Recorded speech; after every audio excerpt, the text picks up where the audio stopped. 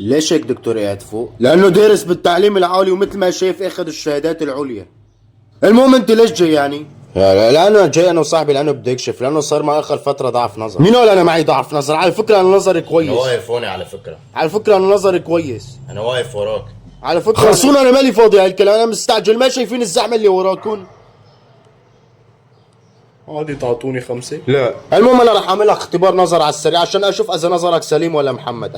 الدكتور ليش في منك اثنين ولا انا نظري فيه شيء؟ لا هذا اخوي هذا. المهم ركز معي منيح. ايش هذا الحرف؟ بست. ايش عم تغشش فيه؟ هذا اختبار فحص نظر ما بصير تغششه. لا خلص اسف. المهم ايش هذا الحرف؟ بست. عادي تعطيني 5. المهم ايش هذا الحرف؟